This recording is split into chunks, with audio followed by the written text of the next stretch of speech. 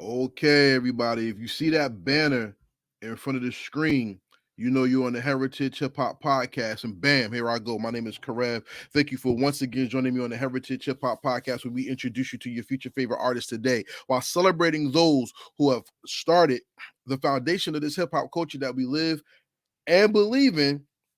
And this is special because we give voice to the people who may not be heard, and we give voice to the people who the mainstream media may ignore.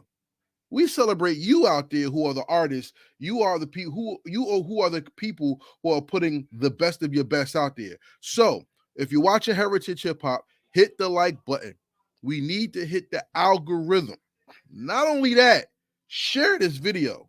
Join us on YouTube. Let's get some comments. We're taking questions for the artists. And today, I have an artist that not only puts his life into the music, he talks from his soul. He gives you his truth. He was previously on Heritage Hip Hop, but today is something special and different because as he returns, not only does he come back with more music, he comes back with more of his life journey. Please introduce yourself to the people. Yeah, it's your boy Denzel Davis. What's going on?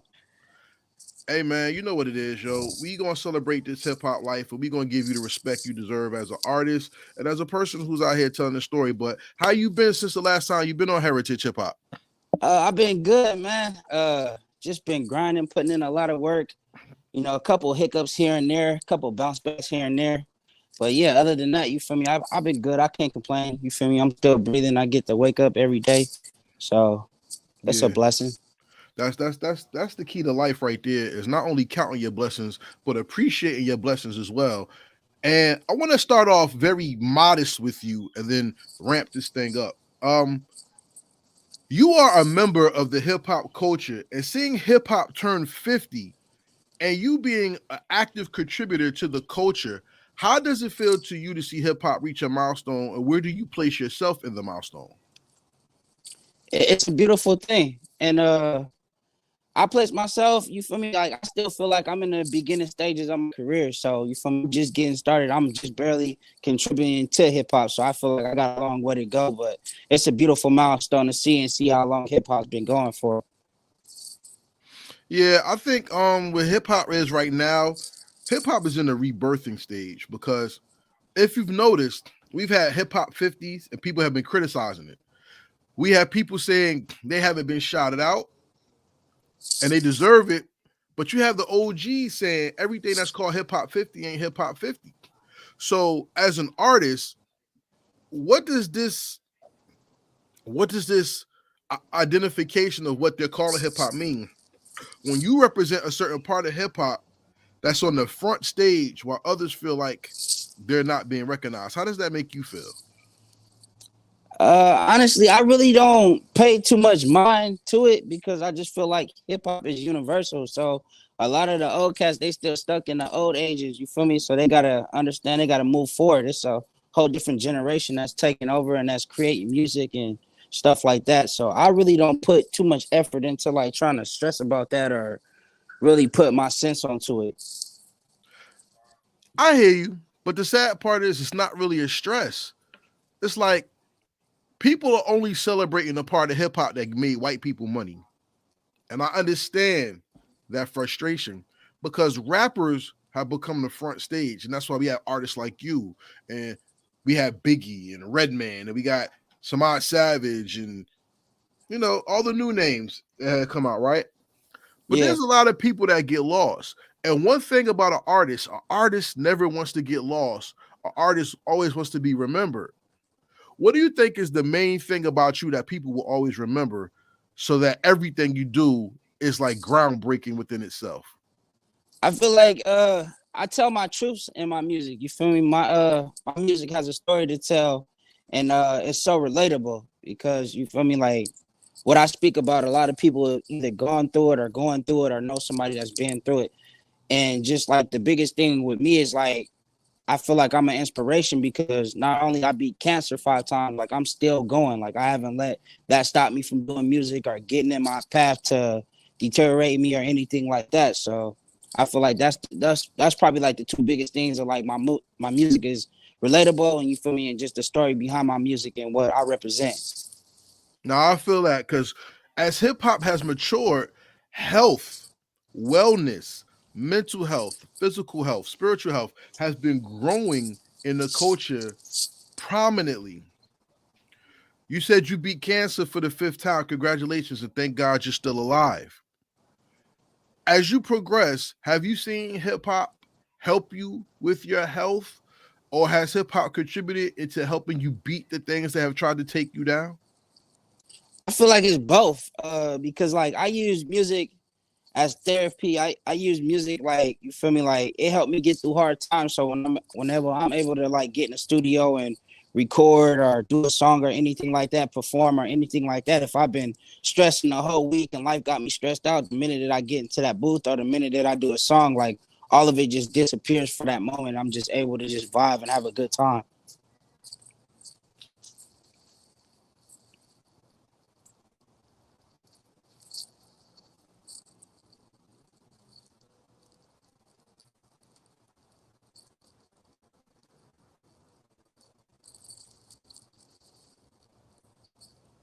I can't even hear you, boss. Hip hop has always taken people from dire straits in their lives to heal them mentally, physically, emotionally, spiritually. People use dance for physical health, for mental health, for spiritual health. People have used writing bars for mental health, spiritual health, physical health, even emotional health. As a person who overcomes and continues to triumph, you said you tell your truth in the music. What is the truth behind healing, and how do you share that with the people that listen to you? Uh, to be honest, I don't like the truth behind healing. Like it's just life. You feel me? It just That's just how I look at it. It's just life. It ain't really like a certain like way you gotta heal. Everybody heals different. Everybody receives trauma different and grieve differently. So it's the same with healing. Me personally, I like to keep negative things away from me. I always want to keep like a positive mindset and be appreciative of like every second that I get, every minute that I'm breathing. You feel me? The family that I have, the music that, you feel me, I'm able to make, the music that I'm listening to, the music that I put out. So that's really how my healing process go. I can't speak for everybody else's though.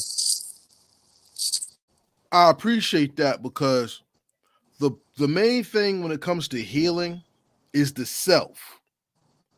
And hip hop is very protective of the self. Because when people gave the world their asses to kiss and hip hop was getting shitted on, or the inner city was getting shitted on, sorry, people took something from what was taken away and created a genre that now controls the entire world, and that was healing. You have healed your own personal world through making music and giving somebody a better outlook of you, and in turn giving somebody a better outlook of themselves. Tell me about a time somebody confessed to you that you helped them heal through your music. It had to be like probably like when it was like my third round with cancer. So when I beat cancer for the third time, I actually came back and I had did a show, and it was a couple of people that was in the audience. You feel me? Once I got done performing, and like they were congratulating me because like they was battling like something similar, but it wasn't cancer, and like they just didn't know how to like bounce back mentally, and just seeing how mentally strong I was from everything that I've been through. You feel me? They was congratulating me and stuff like that. So that was definitely one of my proudest moments as well, because just all the ups and downs that you go through when you healing and just trying to get back to that point where you feel elite, and like it's just you got so many hurdles that you got to overcome, and then when you finally get there and then they recognize your pain and see your struggle and they able to relate to it, it's a beautiful thing.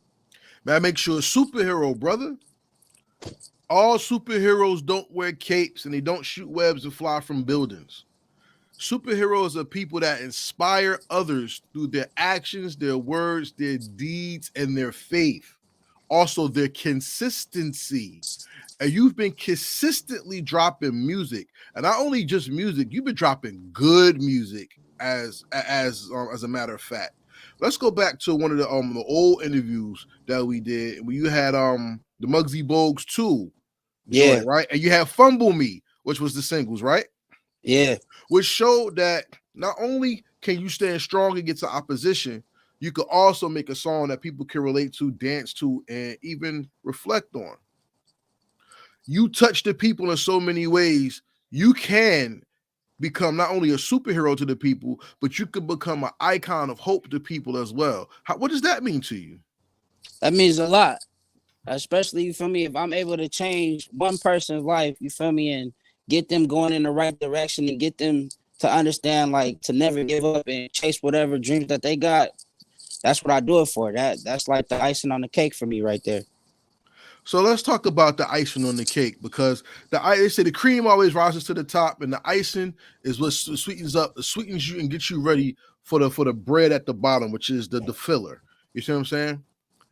As you've been dropping singles, it seems like you always drop a couple singles to gear up for the project. Is that still consistent? Yeah, so we getting ready to gear up for the project. We working on February 2. So for people that don't know, February 1 is really what was my outcome, and that's what really put my name on the map. That's what really stapled me in the game and stuff. So we working on February 2 right now, and we looking to drop that probably sometime next year around the summertime. Is February February 1 is out right now right? on all streaming platforms.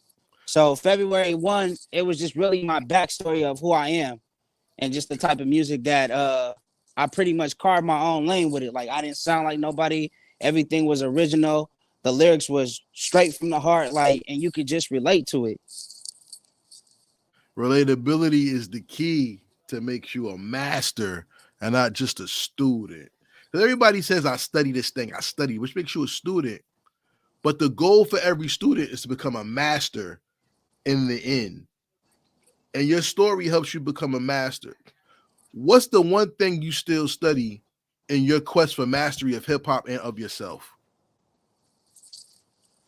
I would say the biggest thing I study is just life and what's going on in life and how to reach people. You feel me? That's the biggest thing, is like reaching people, because you want people to be able to relate to your music and what you got going on, but also it be real life situations.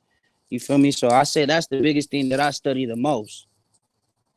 Ladies and gentlemen, we are talking to Denzel Davis, my guy from out west. And he's just said something very interesting. And now it's time for us to go to this portion of the Heritage Hip Hop podcast called Stand on Your Square.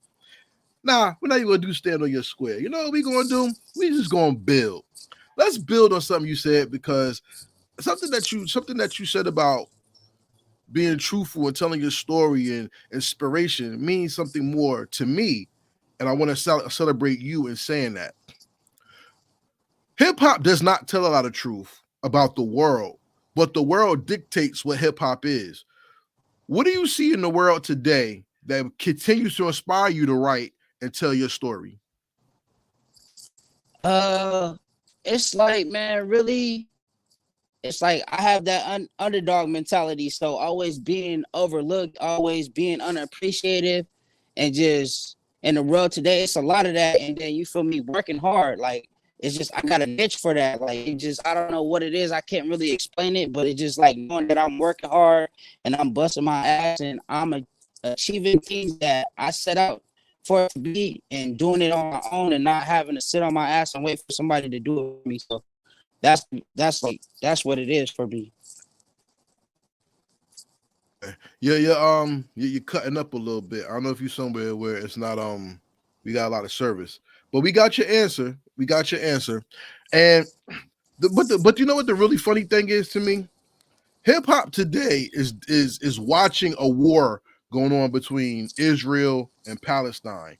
Hip hop today is looking at cyber security. Hip hop today is looking at Bitcoin currency and the loss of paper money and physical coins. Hip hop is not talking about that too much. Instead, it seems like people are constantly talking about the ghetto story, which is played out, honestly. Not that is unrealistic, but it's played out because people are tired of hearing about the negative and looking for hope. What's the hope that you have in hip hop, and what hope do you want to hear come from hip hop? The hope that I have for hip hop is that eventually, when the tables turn, real music is gonna make its way back. And when I say like real music, like music that can relate for generations to come. You feel me? So that's the hope that I have. Uh, where we at right now, it's a slim chance for that, but you feel me? Anything is possible. And that's what we fight for, because that's what hope is. Hope and faith are the belief of things that are not seen and that have not been shown. Well, we know is there because of how we move and how we act. And that hope is also called artistry. And artistry lives within the people who take their time to produce. How do you produce your art? How do you take time to pick your beats? Because a lot of your beat selection is a lot better than the mainstream music that be getting force fed. Uh, with me, it's a process. So, like my producer, he'll email me a beat pack, and I'll probably sit on that beat pack for a good like 3 to 4 days, just listening to the beats, just listening to the instrumentals, listening to how it makes me feel. Like when I hear it, like what vision that I have for it, like what direction can I take it. So once I figure like the main thing out, like okay, I could take it this direction. Okay, how can I relate to the people with this beat, with this song on what I'm trying to create? And then when I find the content for it, then I start piecing it together. You feel me? Start working on the lyrics. So it's a good process. So like for me, like a song, like a good song that I feel like has potential, it'll take me a good like week on that song, just working on it, fine tuning it, and getting it right before I take it to the studio. And see, that's a truth that people do not stand on when it comes to hip hop. Because after Jay-Z and Biggie, we had people say, I don't want to write lyrics no more. I'm gonna be real. Besides Jay, Biggie, and maybe Styles P, I don't hear too many people who say I don't write my lyrics. I just go on and just say stuff, and it ends up being hot and memorable. But for somebody to be truthful, they're taking their time to create and to be artists, not not just producers of anything. How do you fine tune yourself and check yourself so you're putting out the best quality product, which is your truth, and not just music that you say is truthful? I'm my biggest critic. So like I have a lot of music that's in the vote that a lot of people might like, but if it doesn't like give me that feeling of like this is a good song that people can relate to and it's not relatable in that moment that I'm doing it, I'm not gonna put it out. Like that's just me personally. Uh I really like if like I'm really picky. So I've always been picky as a kid. So like I'm really picky when it comes to my music. I'm really picky when it comes to my wordplay. I'm really picky when it comes to the message that I'm trying to send when I'm actually doing the song. So I think that's what helps me a lot as well. It's just being a picky person. And I never settle. Like if I know I can go in there and make it better, I'll go back in there and make it better. Is that a product of society, you think, that people don't want to be better? They just want to do things? I think people like to take the easy way out. So, you know, like any chance they get, they gonna cut a corner. And when you want something like when you trying to perfect something, you can't take the easy way out. Like you gotta go step by step. You gotta nitpick. You feel me? You gotta get in there and get it done. True words spoken by a true person. Once again, ladies and gentlemen, we're talking to Denzel Davis, hip hop artist, survivor, and person who inspires the world with his story. But let's go a little deeper into his story. When people listen to your music, because we talked about being true, what's the one truth you want them to walk away with, though, when they see you and hear you? That I've overcame a lot in my life and I never let it get the best of me. Like I've never gotten to the point where I let it break me down to where like I don't know myself. Like I know myself. I know how to push my limits. I know, you feel me, that I could take it as far as I want to take it and just how mentally strong I am. And that's why pain is the one thing in music that we always gravitate towards. People like Tupac because he talked about pain. People like DMX because he talked about pain. Even somebody who survived, that's not passed, have not passed away. People love Scarface because he talks about pain. And pain is something everybody knows about. And you talk about surviving pain and overcoming pain. But how has pain been your greatest teacher? How does it make great music, in your opinion?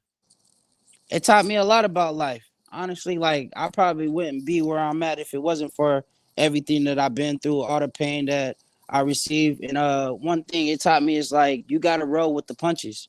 You can't let it get the best of you. It's part of life.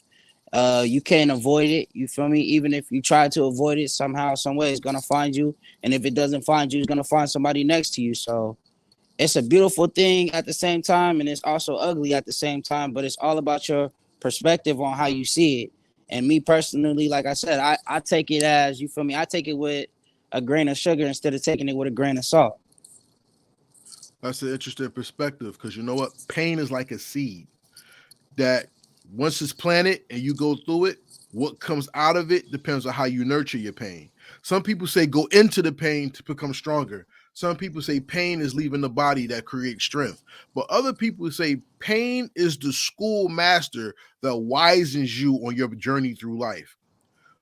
We talked about you overcoming something, but because of going through pain, how do you master it so it's nothing to you and it's just a stepping stones to something bigger through your experiences?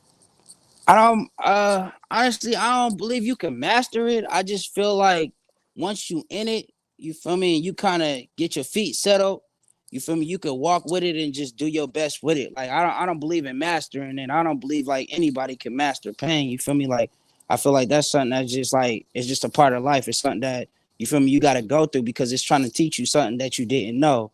So once you feel me, like I said, once you get comfortable with it or get settled in it, you feel me, you start understanding like what's going on.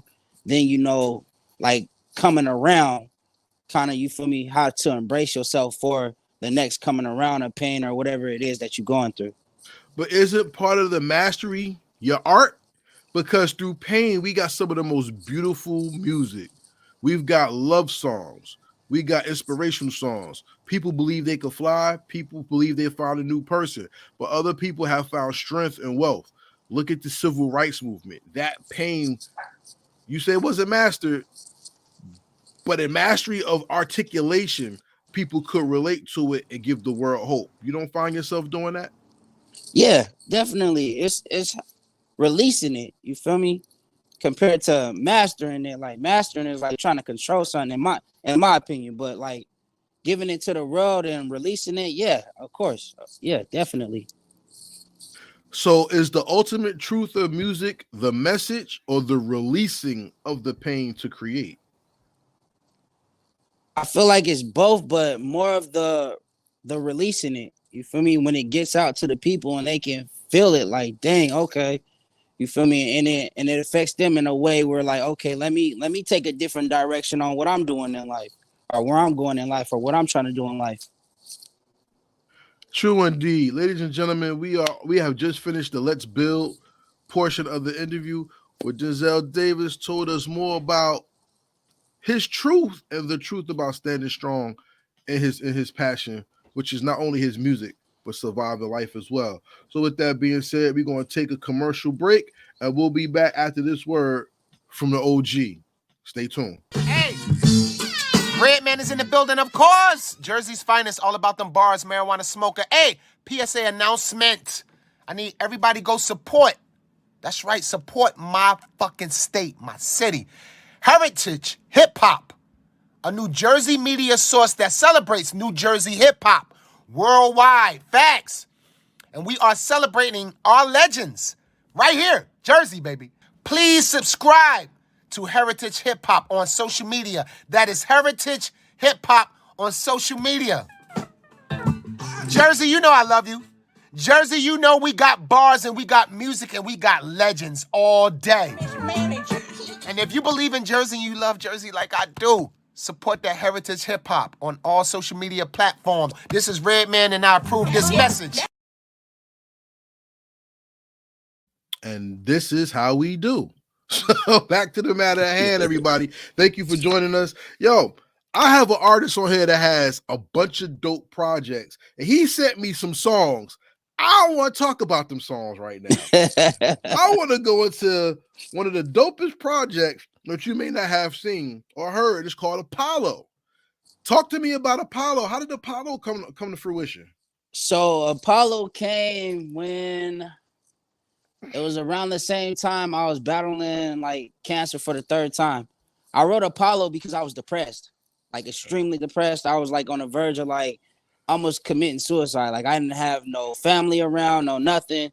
And I just woke up one day and was like, man, you got to get back to the basics. Like music is life. Like you've been neglecting music.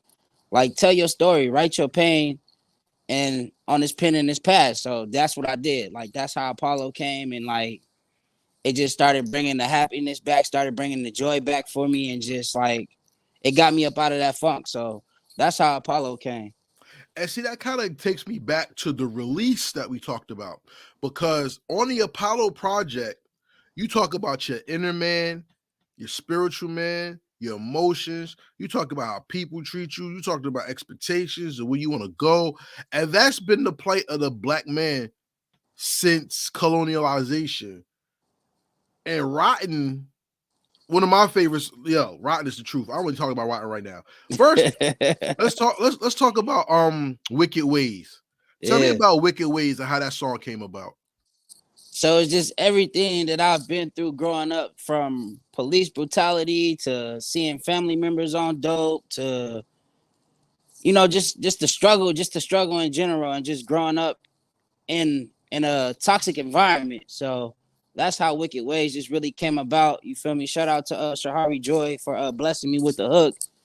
And it was just, I had something to prove. I just had a message that I just wanted to get across to my peoples, like, you feel me, to give us some hope. Like, even though all this bullshit that we dealing with, we still got to have hope. We still got to keep our faith, and we still got to keep moving forward in the direction that we want to go in life.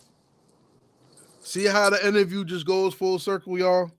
This is not scripted. This is real journalism with a real artist. And I'm telling y'all, if y'all don't know Denzel Davis, please go to your streaming platform and check out his music. Not only that, when you like it, buy it, because he has some quality stuff that he talks about in his music as well. And Wicked Ways is one of those songs that really talks to you about him. Like I said, the whole interview, struggle, pain, and conquering. Lead a Horse to Water, though, is one of the most used analogies when it comes to dealing with people. What does that song mean to you when you look at where you were and where you are today? It meant a lot, because where I was just, like I said, I felt like I was stuck in a position where I couldn't get out of. And then, you feel me, just kind of just putting my head down and getting focused and just having a drive to do better and getting out of that position, which was, you feel me, just overcoming the depression. You feel me? So being able to do that, it was fulfilling for me. Fulfillment is the key to everything in life, because you need a means of closure, not just a means of dealing with something. You know what I'm saying? Yeah. Like, what's the point of starting a journey if it never ends? And it's the ending that takes us to our next levels. You know what I'm saying?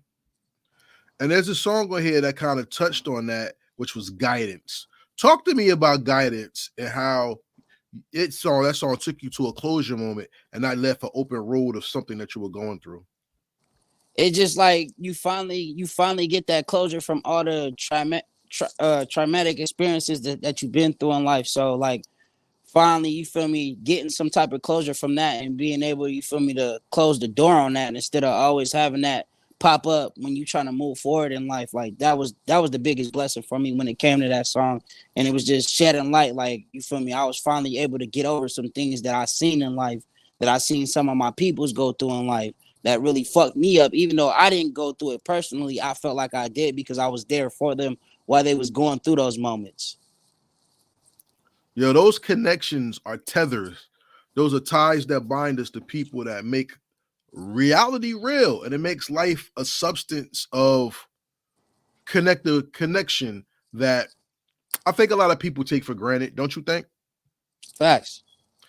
A lot of people take our music for granted. Don't you think? Facts.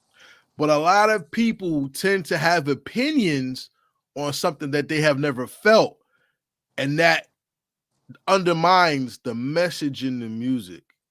My favorite song on the project is Rotten.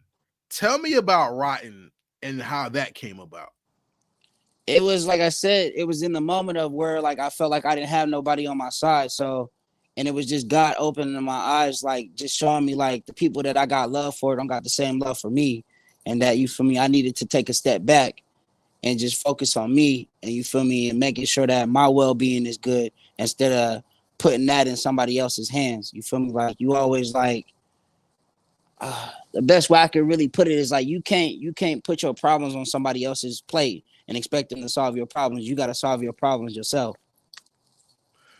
And unfortunately, ladies and gentlemen, that's the lesson a lot of men, young men especially, don't get in today's life.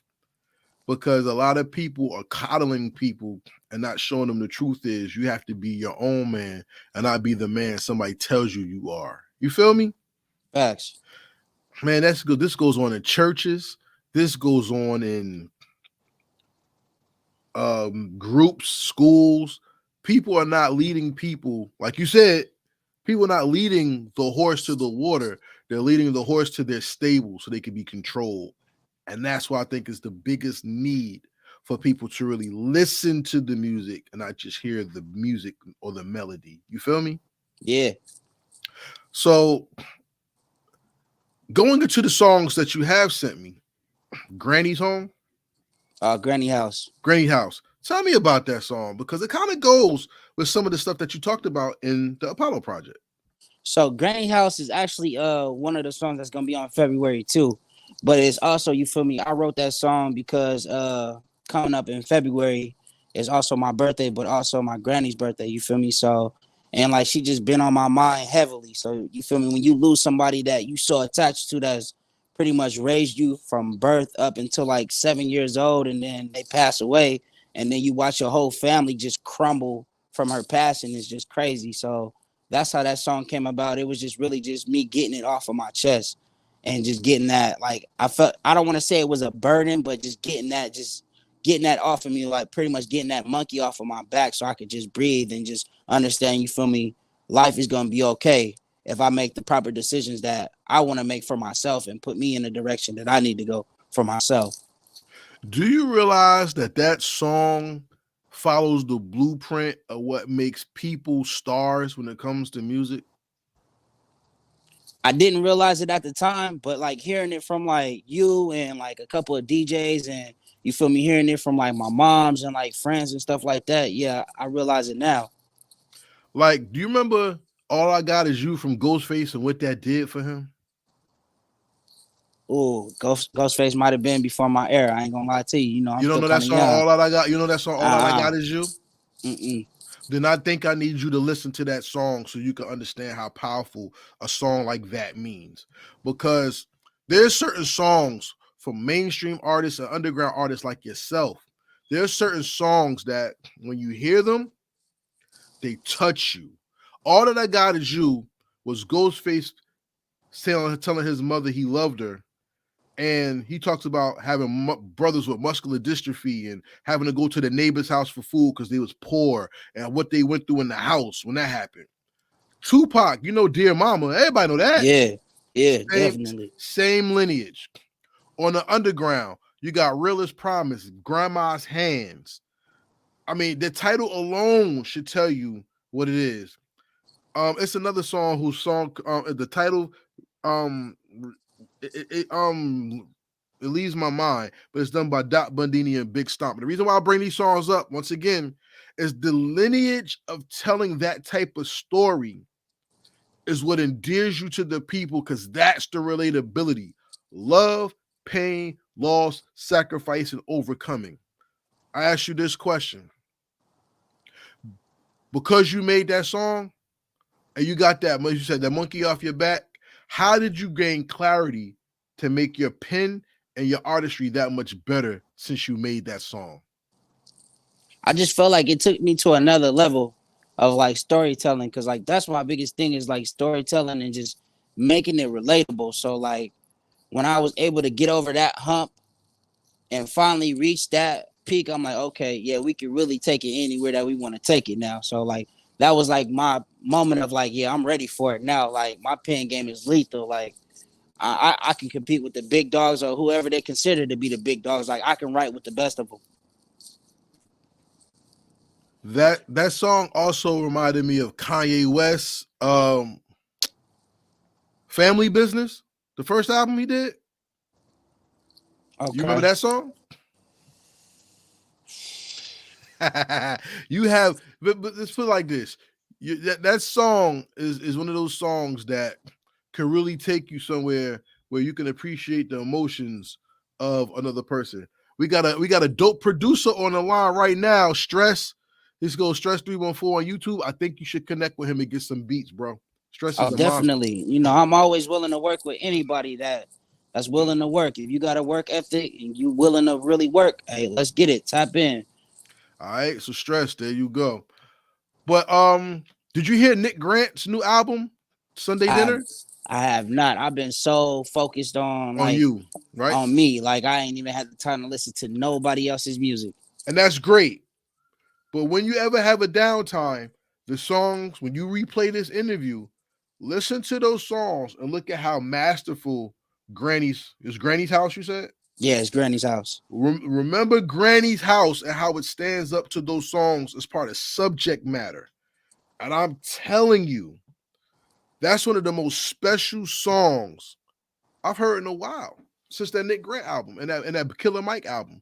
And the reason why I say that is because I'm in the Twitter group, and one of the guys, shout out to my dude, Mister, he says a song that talks about black people overcoming shit and family always hits his heart and endures him to the artist. And I'm telling you, that song right there, if you had $1 million, I'll tell you put $1 million behind that song.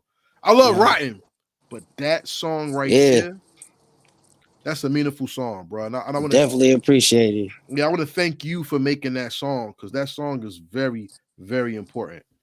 You know what I'm saying? Wow, I kind of lost my words right there because I'm thinking about the song. You see what I'm saying? Yeah. Because that song is amazing. You know what I mean? But he's not only a crying ass dude. I said we ain't Right. doing that. We ain't doing I ain't that. always in my feelings Nah, now. we ain't doing that. Because this man also he like to get out and have some fun. Tell me about Yeah, Addicted. definitely. What's So Addicted about? man, so addictive is about you feel me? Like you got that one person that you deal with that just like you just addicted to them. Like you just can't get enough of them. Like even if you feel me, they good for you or bad for you. Like you just can't get enough of them. Like you just keep going back to them, keep messing with them, whatever the situation is. That's pretty much what it was about. Hey man, no, I heard the hook.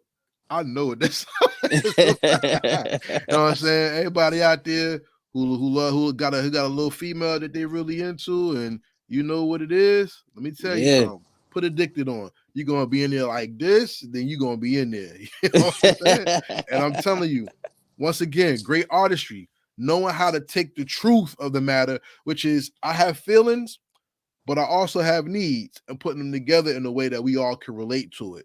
And that's Yeah. the sign of being a great artist, man. I really appreciate your music. I appreciate your beat selection, and I appreciate your honesty because hip hop today is not honest anymore. How can we fix it? It start with the youth and just guiding the youth in the right direction and just telling the youth to be them and not to be nobody else, not to imitate nobody else or anything like that, to walk in their own shoes. But people are scared of the youth. Elder people can't tell the youth nothing because the youth is crazy, disrespectful. They don't listen.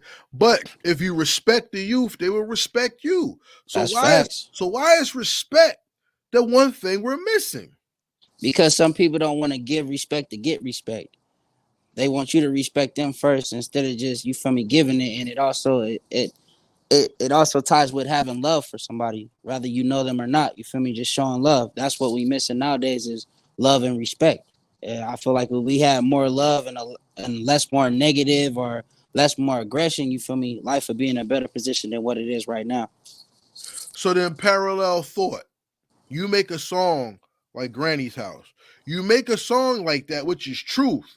It is respectful. It is what it is. But yet it's given to an industry that's not respectful, not loyal. And it's given to people who would rather chuck the record than play the record for the right reasons. How do you manage that as the artist when you're looking for respect of the ears of the people too? That's a good question. I am not gonna lie to you. That is a very good question. I think me personally, like I do music for me, not to be like disrespectful, but I do it for me. I do it for my enjoyment.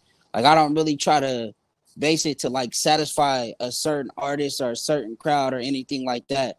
I do it for like what I'm going through in the moment to release whatever pain or you feel me enjoyment of what I'm going through. I do it in that moment. So like a song called Granny House, I was going through some things. I needed to get it off of my mind so that way it wasn't blocking me from my future or making decisions that I need to make to get in the right direction that I'm trying to go in life. So it helped take it off of my plate. So that's how I deal with it.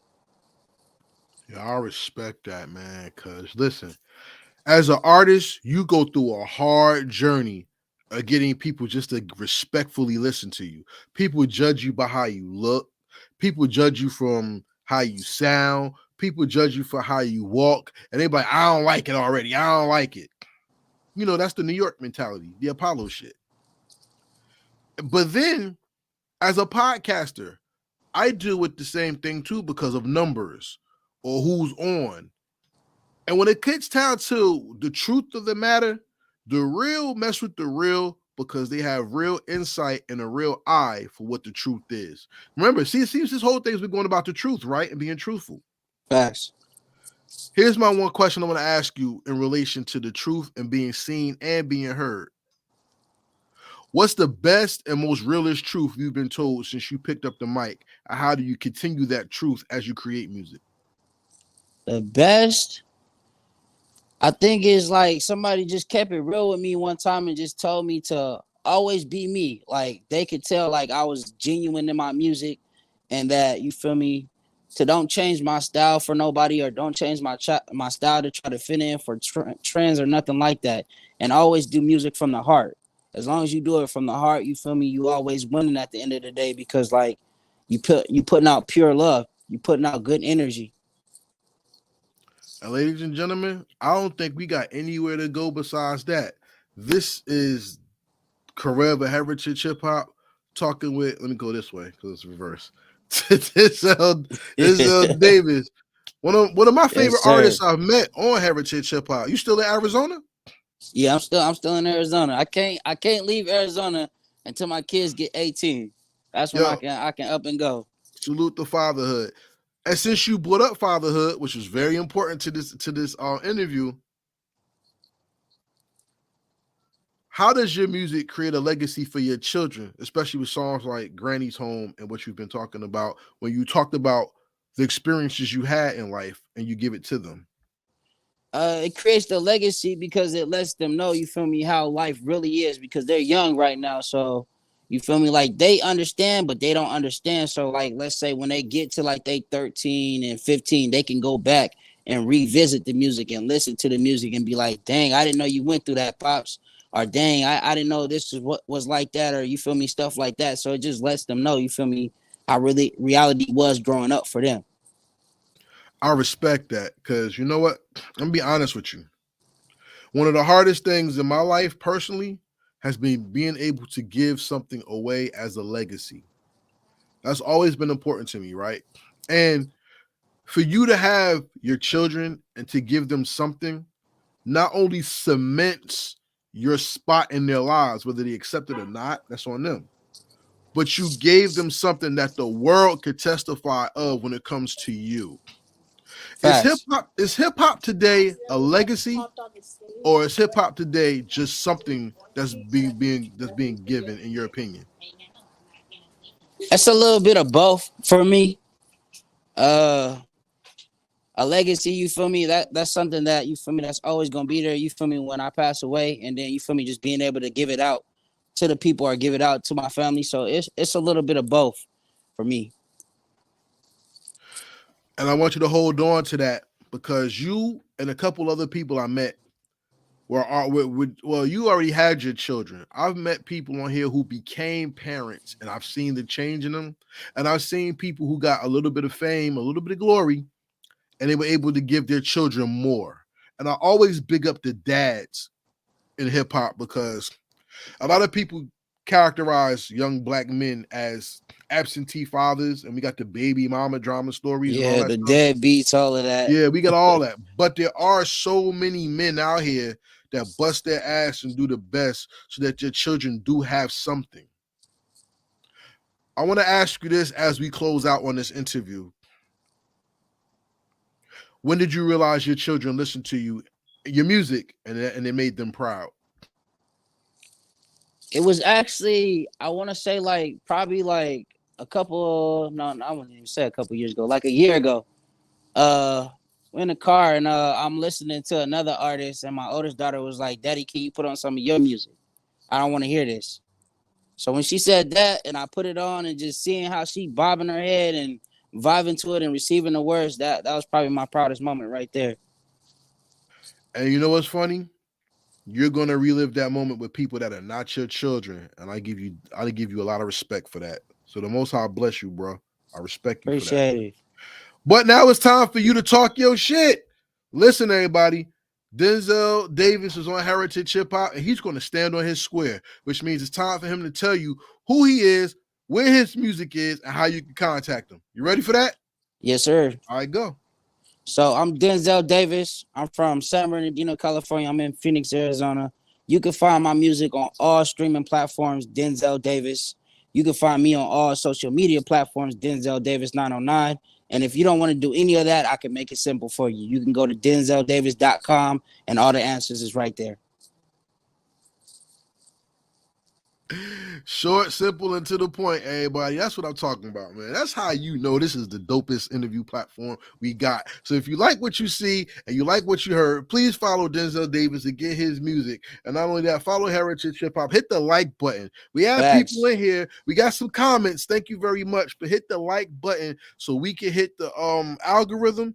And please share this. I'm going to ask the artist to share this. And I want you to share this so we can get people out there knowing that Arizona got some hip hop. And this is the platform that y'all need to be on, Heritage Hip Hop Podcast. So without further ado, you know what it is. You've been here before. Are you ready for the rapid fire questions? You whooped my ass the last time, but yeah, I'm ready. All right, everybody. Look, so what he's going to realize is that I don't ask the same questions twice. We have new questions, and the rapid fire questions are not yes, no questions. These are questions designated to show the strength, the intelligence of the artists and the hip hop culture they represent. I'm not even going all hard today. I'm not going to do that. I'm not going to give you 12 questions. We only got a couple. You ready to go? Let's do it. Who's your Mount Rushmore of hip hop? You only get 4. Ice Cube, DJ Quick, Tupac, Nas. Now you did rappers. Okay. Who's the most important people in hip hop that are not rappers to you? Ooh. Damn. That are not rappers? Yep. Can they be singers? You just doing artists. Hey. Yeah, we're gonna have to get back to that. I gotta think about that now. Oh, he tapped out? Yeah. I got another one. You got me on that one. Okay. I got you on that one. Here's the next thing. When you get your big budget album, everybody always asks, where do you want to collab? Who you want to collab with, right? Well, we already know that. But when you get your big budget album, what is the thing that you want to make sure you have on there that people knows that you stand out apart from everybody else?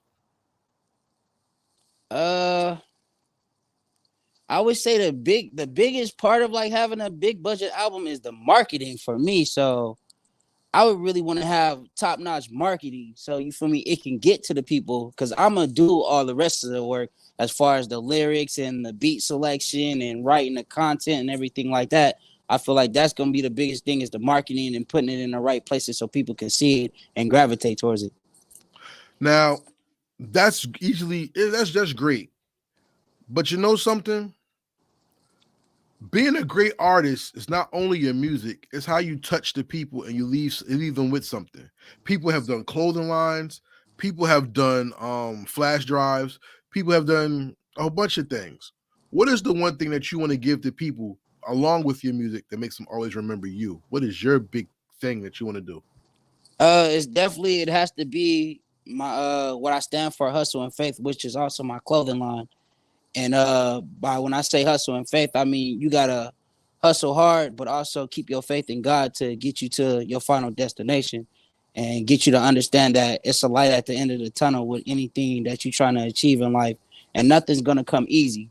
You always gonna have hurdles that you gotta get over. So you gotta hustle through them hurdles. You can't let it knock you off your square. Another question I want to ask you is there a resurgence in hip hop in the West, or is hip hop still status quo to you as an underground artist looking to go mainstream? In some ways it is. I still feel like it's a couple of hurdles that we got to get over once the tables turn, where like people can appreciate real music. So once we kind of get out of this phase of like kill them, shoot them up, all of that stuff. Once we get out of that phase, you feel me? I feel like then you feel me? Yeah.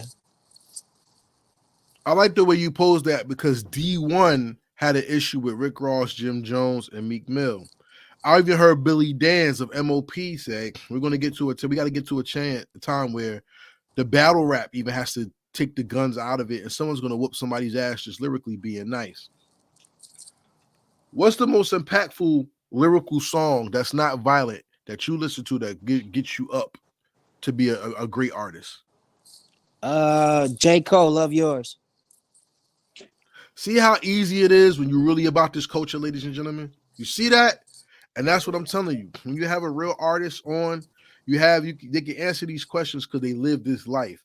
Hip hop is a culture. It's not just what you rap about. It's how you live, breathe, think, dance, act, praise, and inspire. Well, not only your words, but what you do. So we get into the final question of this interview.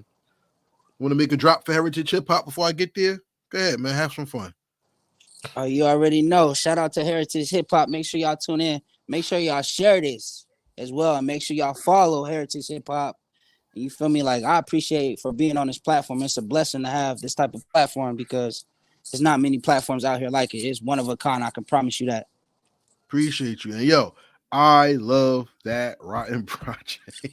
You're Rotten is my shit. Apollo is dope. Y'all gotta go get that. You know what I'm saying? I got my copy. Go get yours. I'm saying for real. All right. No, I do. I got a copy, honestly. I got it. So I appreciate you, man. yeah. So here we go with the last question of this interview. And I think this is the most important interview question I have for you. The last time I asked you was about you leaving a legacy 500 years in the future, right? Yeah. Let's talk about today. What does hip hop miss if you are never heard by people in the world? Me personally, I feel like it'd be missing how hard of a worker I am, how, you feel me, anything you put your mind to, you can overcome, how I keep my faith in God, and how I stand on what I believe and just keep it 10 toes. And I'm true to myself. The most important thing of it all, I'm true to myself. I'm not trying to be nobody. I'm not trying to imitate nobody. I can care less what the next person got going on. I'm focused on myself and just getting myself in the right direction. And I feel like when people hear that, they can focus on themselves and get themselves in the right direction. And you feel me, just fine tuning it from there and just passing it down for generations to come. I thank you for that answer, but let me add to it. Ladies and gentlemen, if you don't listen to Denzel Davis's music, you're going to miss sincerity. Because a lot of people can give you truth, but it doesn't mean it's sincere. And sincere truth is the element that makes passion come to life. People who read the Bible read it because the words come to life. People who read comic books read it because they want to be the hero. That's a sincere feeling. And when you get good music sincerely in your heart, not only can you feel it, but it points you to the direction of something to do better or to in a way to be better. And I thank you for making your music because it's so sincere that only a dead fool couldn't feel what it is to overcome, to survive, to appreciate, and to give hope. And I thank you for your hope that you've given to us through your music. Thank you so much. Yeah, I appreciate it, man. For real. It's humbling.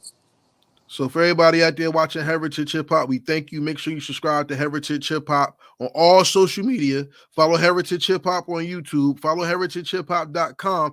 And Heritage Hip Hop is on streaming media. So this interview is everywhere. Make sure if you listen to us on Apple, Spotify, Google Podcasts, iHeartRadio, Amazon, wherever, you give us a like, give us a review, and make sure when you finish, you go get his music. Because listen, Addicted is out right now on streaming. Apollo's out right now. So is Muggsy Bogues and all that. That's out there. February, when Granny's Home come out, you're welcome. And that's all I'm going to say about it. So Facts. with that being said, Denzel, Karev, Heritage Hip Hop, peace, and we out.